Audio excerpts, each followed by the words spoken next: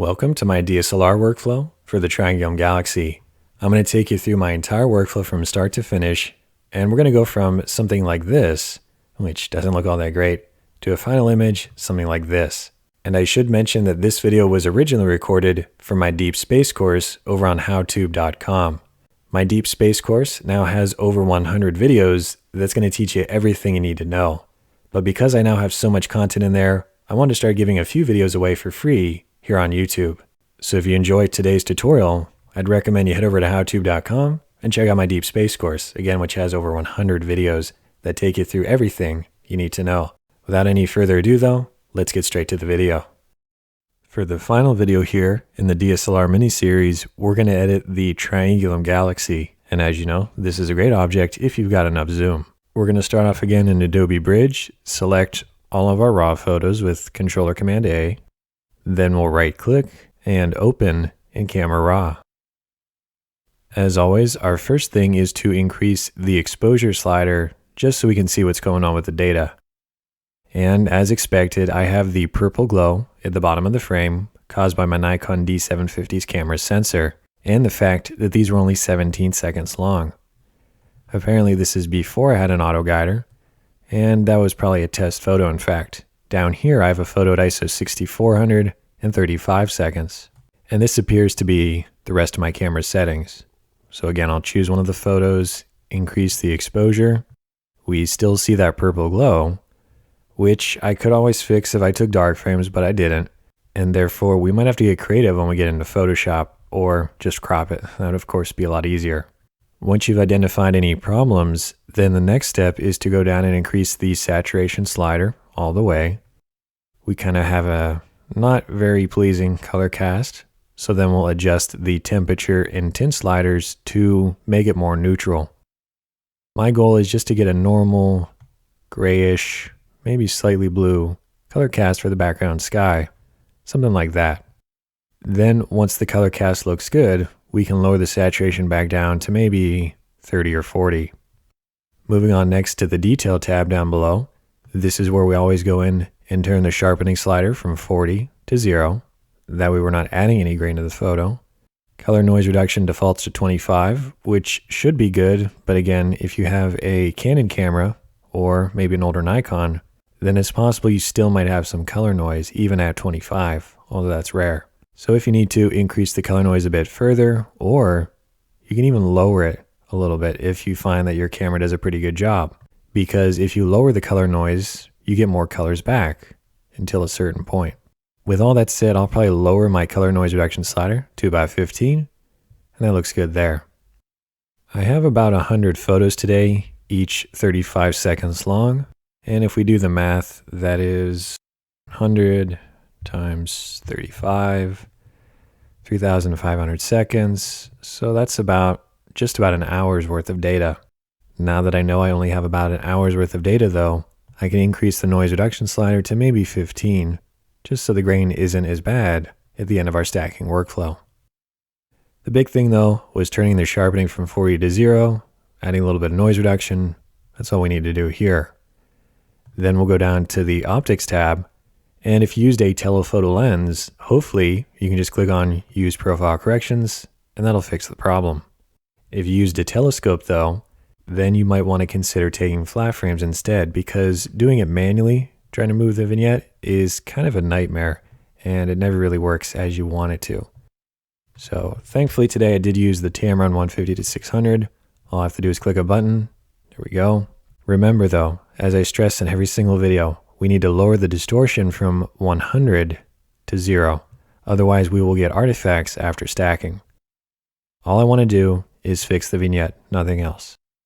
That looks good there. We can go back to the basic tab, look things over one more time, and then we're ready to move on. I think the image, well, if we look at the histogram, it's probably right about where it needs to be, although I would say it is a bit bright. I don't want to make it too dark like it was originally, so maybe right about there would be good. I know we really don't talk about the histogram up here too much throughout the videos, but this would be a good time to just take a look at it and make sure you're not getting it too close to the left, where you will be losing some data. On the other hand, if you're shooting from a light polluted area, your histogram might be something like this because there's just so much extra light in the scene. And that'd be where you want to come in and lower the exposure if you need to. Maybe even bring down the highlights and the white slightly to help rein in that light pollution. Anyway, that all looks good to me. We've done our basic adjustments. We've fixed the raw data. And of course, that is the raw data right there. That is our edited data, which looks a lot better. So let's hit Controller Command A to select all of our thumbnails. And then we can either click the little button right here to sync the settings, or right click and sync the settings, whatever's easier.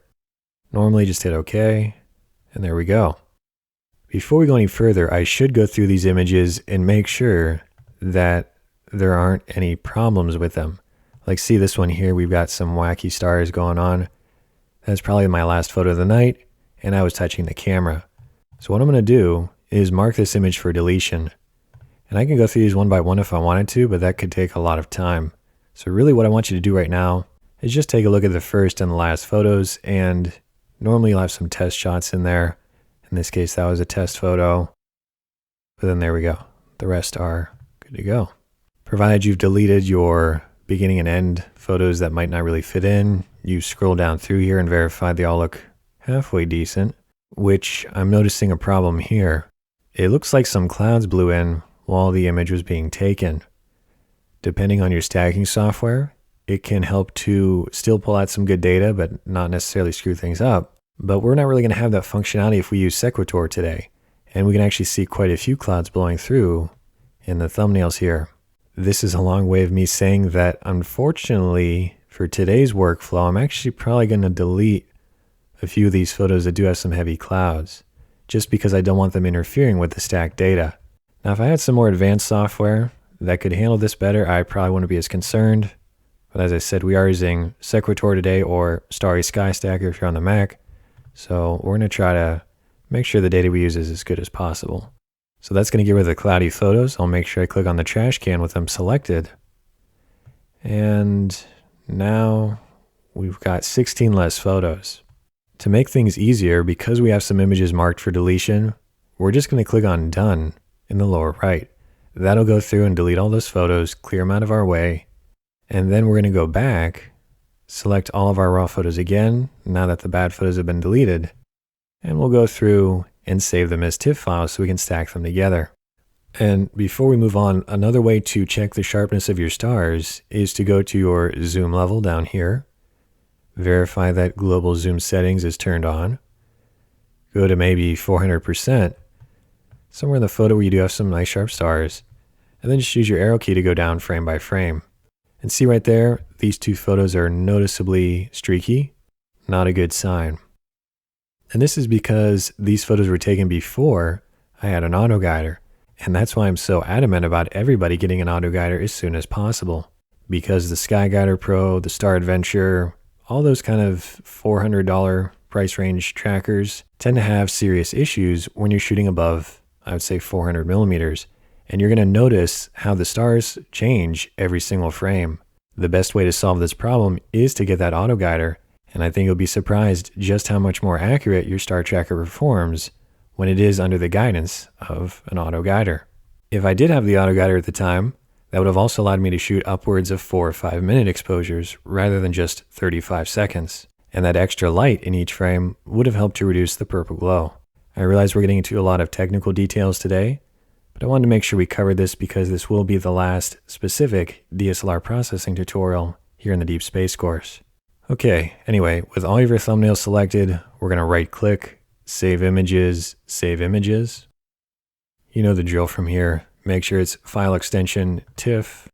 If your photos are still kind of dark, I'd highly recommend doing 16 bits per channel. But today, because this is a demo, I'm going to do 8 bits per channel, save on some space. And then lastly, go up to your select folder. If you don't have one already, we're going to create a new folder called TIFF. And then we could save all of our photos in that new TIFF folder.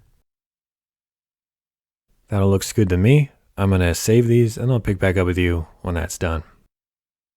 Okay, all of my photos have finished saving. I'll click on Done in the lower right. And from here, if you're on Mac, I'd recommend you head over to Starry Sky Stacker if that's what you prefer.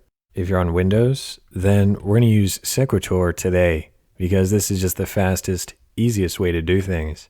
The first thing we'll do is double click on star images, navigate to our directory here, and then we'll grab all of our photos.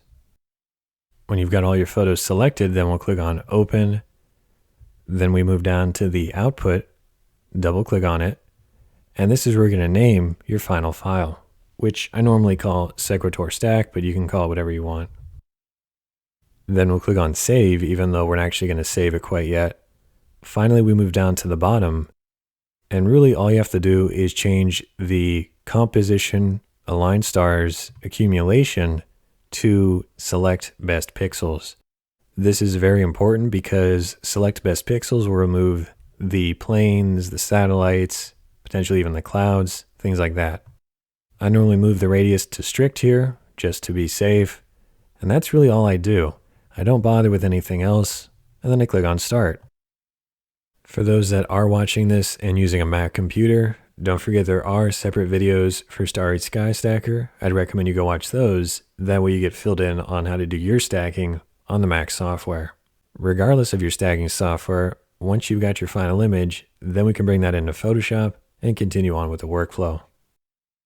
With our image loaded up inside of Photoshop, the first thing I'm going to do actually is add a levels adjustment layer. And what I want to do is stretch the data pretty considerably because I'm noticing a problem. I don't know how well you're going to see this in the video, but there's an odd grid-like pattern throughout the image. There's also some clear vertical banding. And I know we turned off the distortion correction inside of Camera Raw, so I'm not quite sure what's causing this.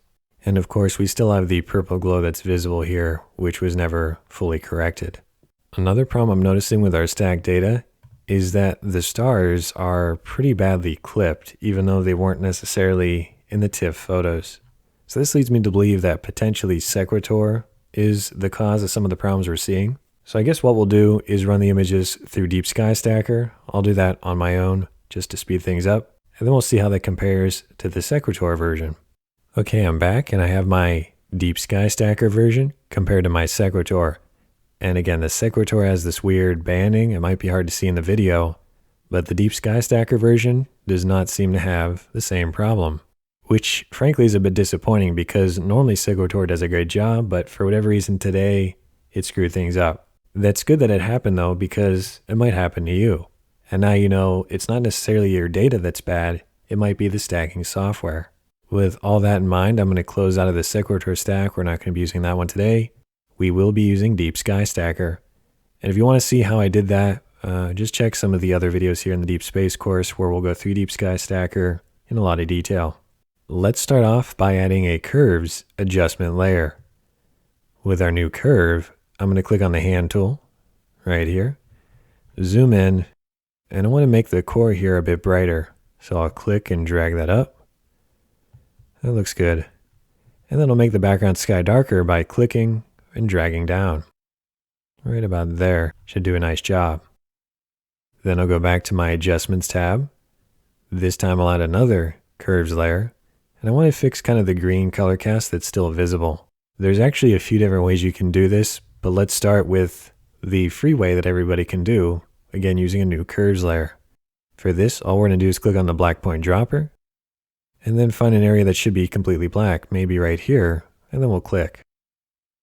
That seems to have done a good job of fixing the contrast and the colors, but as I show you in almost every single video, I recommend we change the blending mode from normal to color, because I only want to affect the colors in the photo, not the contrast, and that seems to have done a nice job. If you're still having trouble with the green color cast though, let me show you another option. For this one, I'm going to turn off the two curves just to show you what's going on. Anyway, we'll go up to Filter, Deep Sky Colors, HLVG. This is Hasta La Vista Green. It's a free plugin for Adobe Photoshop, and I'll have a link for it in the video description below. Depending on how strong the green color cast is, you can use one of the three options. I'll probably go with medium today, and then hit OK. That did an okay job, but it's definitely still a bit green. So I'm going to undo it, and I'll try it again, this time using the strong option. And there we go. That looks pretty neutral now. I just wanted to show you that option if you want to check out HLVG. I think it is only available for Windows users though, so keep that in mind. Anyway, getting back on track, we fixed the green color cast and the contrast. And the next problem I have is the purple glow, but that's going to be a very simple fix. We'll click on the crop tool, go to the original ratio, and then we'll just bring this in and get rid of the purple that way. Now, one thing I should mention when you're doing the crop tool, at the very top, you should see an option to delete cropped pixels. I recommend you turn that checkbox off. That way you can always recrop the image later if you need to. I'm going to get the Triangulum Galaxy centered up just like so. And there we go. Next, I'll hit Control-Shift-Alt-E or Command-Shift-Option-E if you're on a Mac. That'll create a new composite layer. And this might be a good time to run the image through StarNet if you want to give that a try. If so, we'll go File, Save a Copy, or Save As. We'll call it Triangulum StarNet, sRGB, and then hit Save. But before we do that, actually, we should probably flatten the image just to be safe. So I'm going to hit Control-Shift-E, or probably the better way is to right-click on any one of my layers and then choose Flatten Image. When we flatten the image, now we just have one background layer, and that should prevent any potential problems in StarNet. Then we'll go back to File, Save a Copy or Save As. Again, Triangulum StarNet is probably what I'll call it today. And then make sure you are saving this as a 16-bit TIFF file with no image compression to be safe. If you're not sure what your image space is, go up to Image, Mode, and verify it is 16 bits. Then we'll navigate to our directory where we have StarNet. And with the new StarNet v2, we have the nice graphical user interface, which makes things easier. And all we have to do is click on Browse, find our 16-bit TIFF file right here. Then we go down to the next field.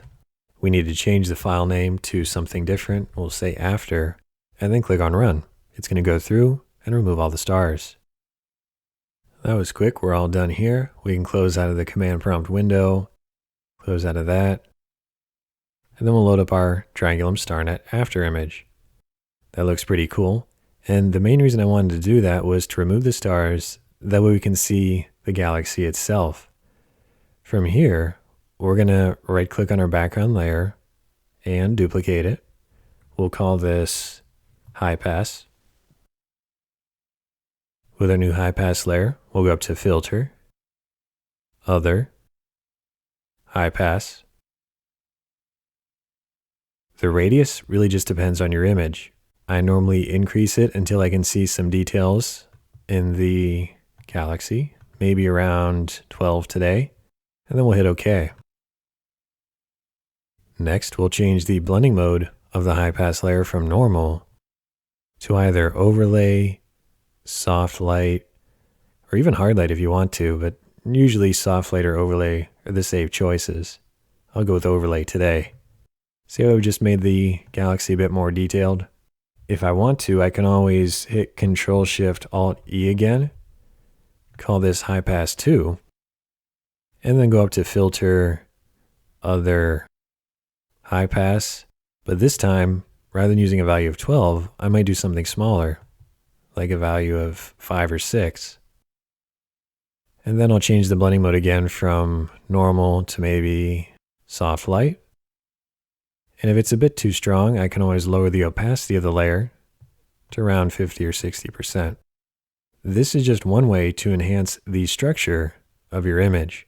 Another option, if you're not a fan of the high pass, is to just get rid of those layers, go up to Filter, Camera Raw Filter, then we'll zoom back in, scroll down, and we have a texture and a clarity slider. I recommend using the texture slider to bring out more of those details. You can also mess with the clarity, but that can also cause some artifacts, but it's worth a try. And then once you've done your adjustments, just hit OK. Now if we do our before and after, we can see that that also had a pretty nice effect on the image. There is one other way to do this if you want to give this a try, and this is if you have the Google NIC collection. And with the Google NIC collection, there's the Color Effects Pro software suite, which we looked at before. And inside of here, there's a filter called Detail Extractor. We're going to give that a try.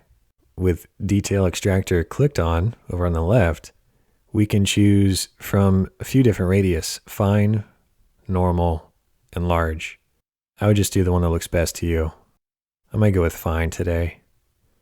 And then you can increase the detail extractor amount. You probably don't want to go that far. And also the contrast. And then if that looks good, you can hit OK. Regardless of the technique that you've chosen, the end result is that the galaxy stands out a lot better than it did before. Either way, at this point in the workflow, we can go back to our original image, and we're going to start by removing the stars, because right now they're a bit intense. For that, we'll right-click on our background layer, duplicate it, and we'll call our new layer Star Reduction. Then we'll go up to Select, Color Range, change from sampled colors up top here to highlights. That way we're selecting the stars. And if you're not seeing the full screen preview, remember, go down at the bottom and change it from none to grayscale. Once the preview is set to grayscale, you'll see the option right back here. And then again, we adjust the fuzziness and the range to target more of our stars. Maybe something like that. And then I'll hit OK. Next, we zoom into the photo. And the problem we have is that the core here was completely selected, which will cause artifacts. So the best way to handle this is to grab the lasso tool from the left-hand toolbar. With the lasso tool selected, hold down the Alt or Option key, and you should see the lasso symbol with a minus sign next to it. As long as you still have the Alt or Option key held down, we're going to click and draw circles around the areas that we don't want to be affected by the star reduction. So I'm just clicking and dragging around these areas. And then once I've removed everything that should not be selected, we can move on. And I realize there are a few stars here that we should probably select, but at the same time, I'm not too worried about it. So the fast way to do this is just select the whole area, and now it's all deselected. That looks good to me. Then we'll zoom back in to where we have some of our stars, go up to Select, Modify, and we're going to need to expand the selection. Select, Modify, Expand, and then expand by probably 2 pixels today. Now the dotted lines are completely covering the star.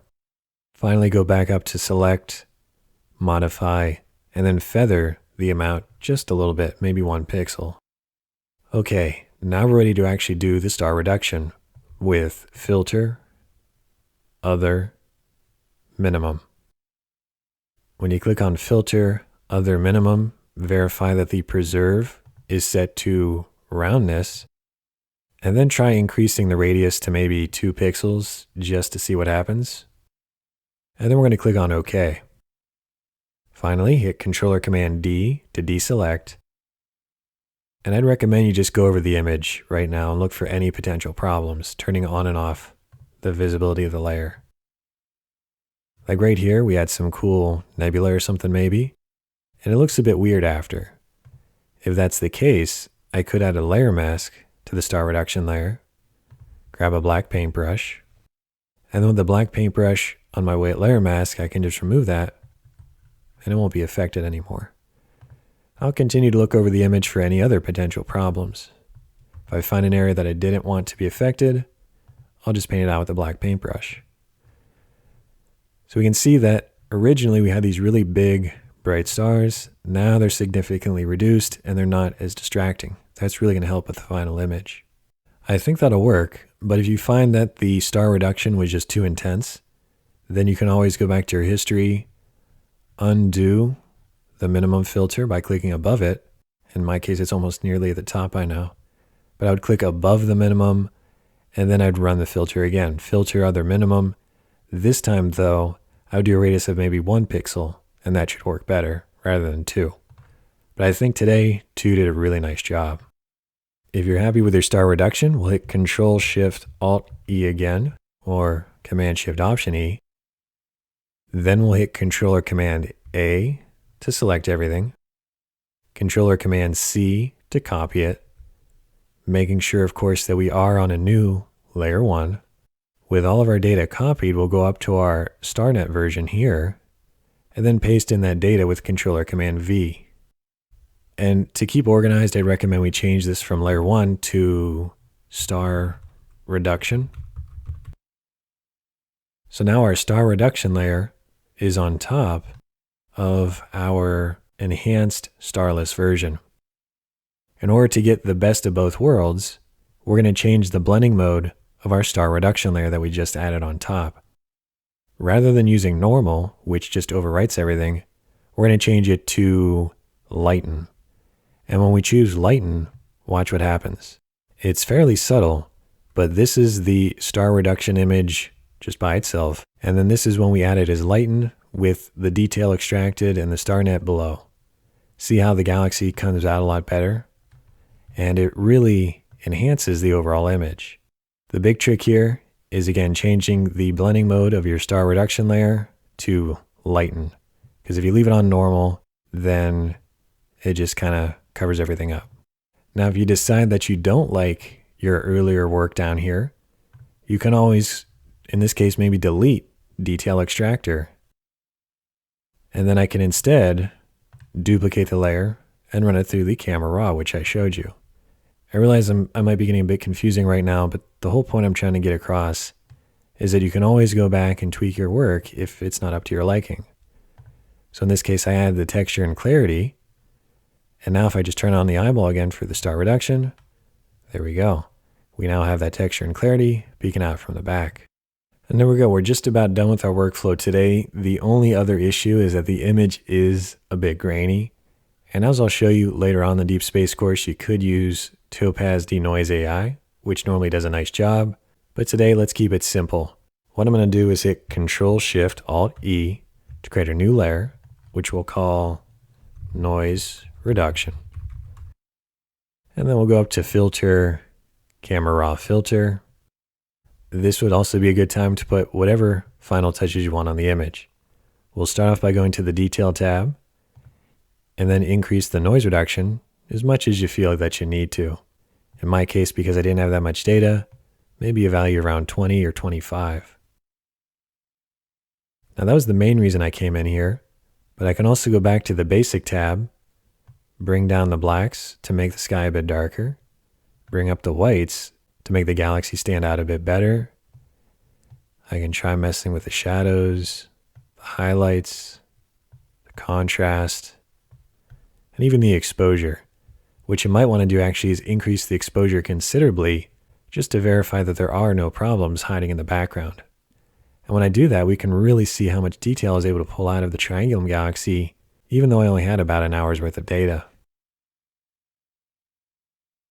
Right about there looks good. You can also adjust the temperature and the tint if you want to make the sky a little bit cooler. And then even add a little bit of saturation. That looks good to me. It is a bit saturated though. And then I'll hit OK. Yeah, that camera raw filter really did a nice trick on the final image. That kind of saved the day. Let's go up to File, Save. And I think that's going to do it for today's tutorial. Like I said, we went on a bit longer than I intended, but we still got a pretty nice final image. Before we go, I just wanted to reiterate that this image could have been a lot better if I had an auto guider, which would have kept the stars sharper, and I could have shot longer exposures, and ultimately had more data. And that brings me to the other issue. I only had about 58 minutes worth of usable data. That's never really going to be enough to get you those amazing photos that you want. So rather than spending an hour on an object, try to spend 3 or 4 or 5 hours, or even a few nights. And in that way, when you have that much data, your final image is going to look a lot better. And if you want to see just how much better this image can look, check out the dedicated astro camera video on the Triangulum galaxy later on here in the Deep Space course. And I'll show you what's possible with a set of narrowband filters and a better camera. That's all I've got for you here in our little DSLR mini-series. Now we're going to move on to the official start of the post-processing videos here in the Deep Space course.